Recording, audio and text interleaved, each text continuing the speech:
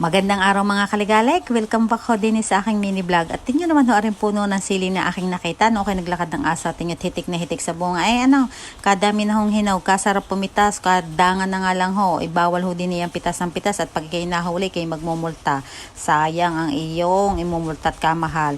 Ay siya nga po pala ako may i-share sa inyong napakasimple at napakadaling recipe. Ari ho yung tinatawag na steam tofu with minced pork. At ari nga ho ang mga rekado. Yung tofu, yung ating giniling na karne na minarinate ko na ho sa asin at white pepper. Tapos naghiwa na rin ho ako ng mga pinong bawang. At ang sinunod ko din ay ating gagawin yung ating sauce. Ari yung sauce na rin madali din laang ho. Yung pinagsama-sama ko lang ho aring oyster sauce, dark soya sauce, light soya sauce at ari hong Shaoxing wine. Yan ho. Nung mailagay ko yun sa mangkot mapagsama-sama, nilagyan ko ho ng naring cornstarch at tinunaw ko, dinagdagan ko ho ng tubig. At ang sunod ko na ho yan, gagawin ho di yan, ay tayo magigisa na ho, magsasangkot siya ng karne. Una ho'y bawang, lalagay natin ho yung ating hiniwang pinong bawang. At nung makita ninyo medyo brown na ho yung ating bawang, ilalagay nyo na ho yung ating marinated na minced pork. Ayan, inyong halu-haluin lang. Madali naman ho aring maluto. At dahil nga ho, madali lang, pagkakita ko hong medyo luto-luto na ho yung giniling, ay dinagay ko na ho yung aking ginawang sauce.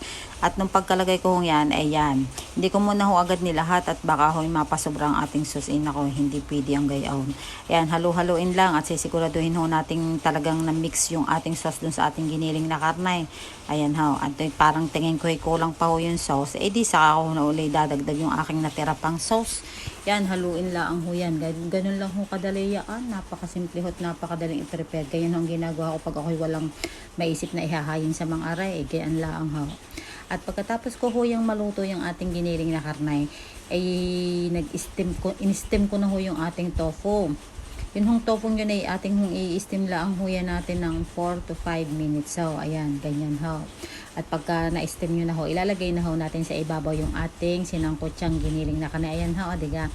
Mas maganda ho yan kung kayo ay magkakat ng spring onion. At ayun ang ating gagawin pang decoration o pan-toppings. Kaya lang ho ako yung naubusan ng spring onion. Di yung fried shallot na lang ho ang nilagay ko. At ayun nga ho, di kayo napakasimple, napakadali. Siya inyong itry are siya. Salamat sa panonood. God bless!